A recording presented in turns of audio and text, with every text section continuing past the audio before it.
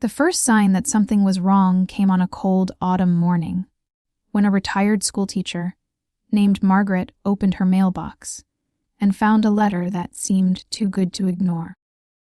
It promised steady returns, complete security, and an opportunity that thousands of Americans were already using to grow their savings. Margaret had spent 40 years teaching children and carefully saving every dollar she could. The idea of making her retirement money work harder seemed sensible, not reckless. She called the number. The voice on the other end was calm, professional, and reassuring. The representative spoke with confidence and patience, explaining every detail. He never pressured her. He simply answered questions and made everything sound logical. By the end of the call, Margaret felt as though she had spoken with a trusted financial advisor. She invested a small amount. 3 months later, she received a statement showing impressive profits. 6 months later, the profits had grown. A year later, she invested nearly all her savings. Margaret was not alone. Across the country, doctors, firefighters, business owners, factory workers, and retirees were hearing the same promises. They attended seminars in luxury hotels. They watched presentations filled with charts and testimonials. They listened to stories of ordinary people who had supposedly transformed their financial futures. The company behind it all appeared flawless. Its offices occupied prestigious buildings. Its executives wore expensive suits. Its advertisements appeared in respected publications. Everything about the operation projected success. Nobody realized they were witnessing the growth of what would eventually become one of the biggest frauds in American history. The mastermind behind the scheme understood a simple truth about human nature. People trust what appears successful. They trust confidence. They trust consistency. Most importantly, they trust what other people already trust. He had spent years studying these principles. Unlike the criminals people imagined in movies, he did not hide in dark alleys or wear disguises. He attended charity events. He shook hands with influential figures. He donated to causes that earned public admiration. His reputation became his greatest weapon. Whenever potential investors expressed concerns, he had answers ready. When they asked how the company generated such steady profits, he explained a sophisticated strategy that sounded complex enough to discourage further questions. When regulators requested documents, carefully prepared reports appeared. When journalists investigated, they found respected clients willing to praise the company. Everything seemed legitimate. Meanwhile, behind the scenes, a different reality existed. The investments were not producing the returns being reported. The profits were largely fictional. Money from new investors was being used to pay older investors. Statements showing growth were generated by computers that created numbers disconnected from reality. The scheme depended on one thing: a constant flow of fresh money. As long as new investors continued arriving, the illusion could survive. And new investors kept arriving. Friends recommended the opportunity to friends. Families encouraged relatives to join. Communities spread stories of remarkable success. The operation expanded beyond anyone's expectations. At first, the fraud involved millions of dollars. Then hundreds of millions, eventually billions. The mastermind watched the numbers climb and felt invincible. Years passed. The company became a symbol of reliability. Financial experts praised its performance. Clients spoke proudly about their investments. Many people trusted the company more than traditional banks. No one wanted to believe something so successful could be built on lies. Yet cracks were beginning to appear.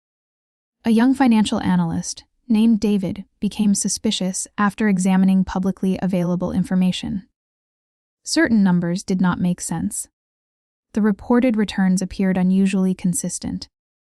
Markets moved up and down unpredictably. But the company somehow avoided significant losses year after year. David performed calculations repeatedly. Each time he reached the same conclusion. The reported results seemed mathematically impossible. He prepared a detailed report outlining his concerns and submitted it to authorities. Nothing happened. Months later, he submitted another report. Again, nothing happened. Years passed, he continued warning regulators. Still, little changed. Many officials struggled to believe a respected company could be hiding such a massive deception. Others lacked sufficient evidence to launch major investigations. Meanwhile, investors continued pouring money into the scheme. The fraud grew larger. The longer it survived, the more credible it appeared. People reasoned that if the company were dishonest, someone would have exposed it already. That assumption became one of the greatest protections the fraud ever had. Success itself became evidence of legitimacy. Inside the company, employees worked in an atmosphere of secrecy. Certain departments were isolated from others. Questions were discouraged. Information flowed only when necessary. Some workers noticed irregularities, but convinced themselves there must be explanations they did not understand. Others feared losing lucrative careers if they spoke up. A few chose not to look too closely. The mastermind carefully controlled every aspect of the operation. Documents were reviewed personally. Records were restricted. Access was limited. Trust was concentrated in a small inner circle. The fewer people who knew the truth, the safer the deception remained. Years turned into decades. Children inherited investments from parents. Businesses entrusted pension funds to the company. Charities deposited endowments. Universities invested resources intended to support future generations. The fraud spread through every level of society. It touched people who had never heard the mastermind's name. Entire financial plans depended on money that did not truly exist. Then came the economic crisis. Financial markets entered a period of turmoil. Investors everywhere became nervous. Many requested withdrawals simultaneously. For legitimate firms, the situation was difficult but manageable. For the fraudulent operation, it was catastrophic. The scheme relied on new money arriving faster than old money left. Suddenly, that equation reversed. Withdrawals accelerated. New investments slowed. The illusion began collapsing. Behind closed doors, panic replaced confidence. Executives reviewed accounts and realized there was no way to satisfy the demands. Billions of dollars that clients believed they owned simply were not there. The gap between reality and reported balances had become enormous. Every day brought additional withdrawal requests. Every day brought less money to cover them. The mastermind understood that the end had arrived. For years he had maintained control through confidence and precision. Now neither could save him. One evening he gathered family members and revealed the truth. The empire that appeared worth tens of billions of dollars was largely fiction. The business everyone admired was a fraud. The wealth displayed on statements existed mostly on paper. News of the confession spread rapidly. Authorities launched immediate investigations. Within hours, shockwaves traveled across financial markets. Investors stared at television screens in disbelief. Phone lines became overwhelmed. People who believed they were financially secure suddenly discovered they faced devastating losses. Retirees postponed retirement. Families canceled plans. Charities reduced services. Businesses confronted financial uncertainty. The damage extended far beyond numbers. It affected dreams, relationships, and futures. Reporters raced to uncover details. Each new revelation seemed more astonishing than the last.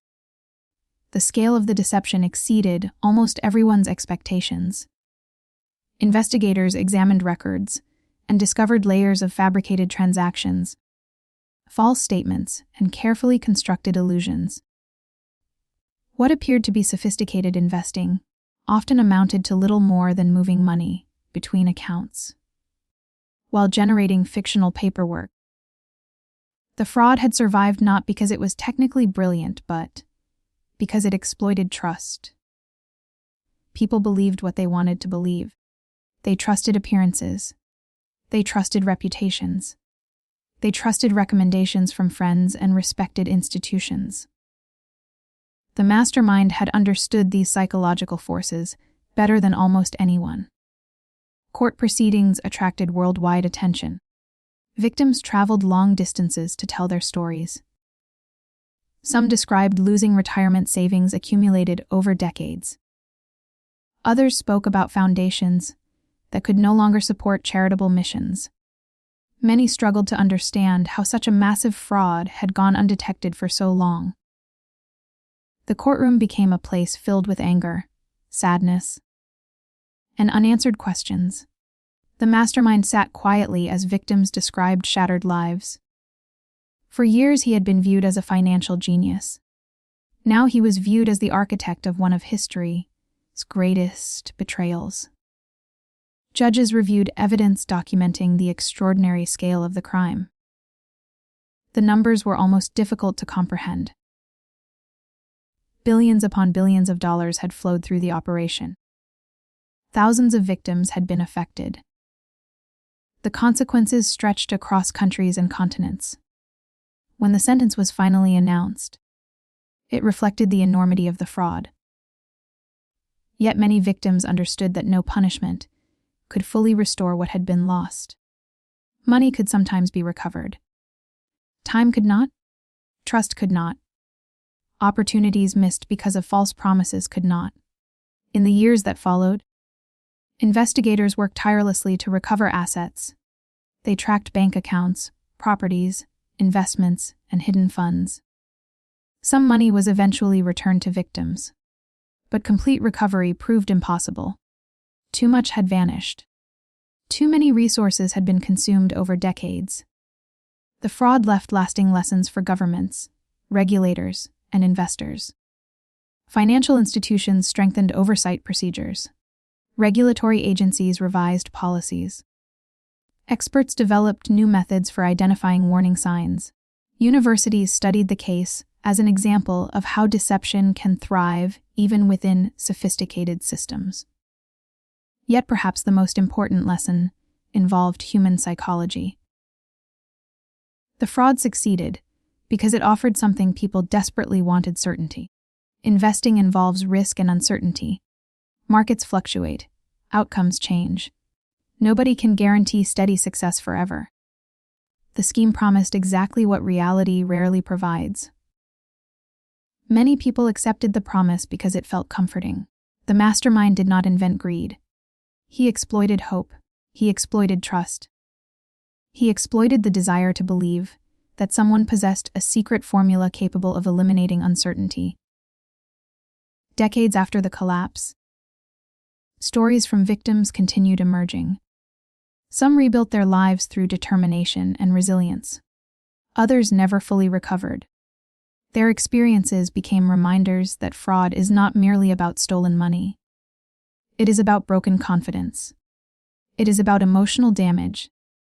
It is about the consequences of betrayal. Today, the case remains one of the most studied financial crimes in history. Business schools analyze it. Regulators reference it. Investors remember it. Its legacy extends beyond court records and headlines. It serves as a warning that appearances can be deceptive, that reputation alone is not proof of honesty, and that even the most respected institutions can fail when skepticism disappears. The biggest fraud in American history was not built overnight. It grew slowly, nourished by trust, reinforced by success, and protected by assumptions. For years it seemed unstoppable. For years it appeared legitimate. For years people looked directly at warning signs and saw only reassurance. Then, almost suddenly, the illusion shattered. What remained was a lesson written in billions of dollars, thousands of victims, and countless broken dreams. The story endures because it reveals something timeless about human nature. We want to believe in certainty. We want to trust those who appear successful. We want to think that someone else has discovered a path free from risk and failure. That desire can inspire innovation and progress. But in the wrong hands, it can also become the foundation of deception. And when deception grows large enough, convincing enough, and trusted enough, it can reshape lives, destroy fortunes, and earn a place in history as one of the greatest frauds ever committed.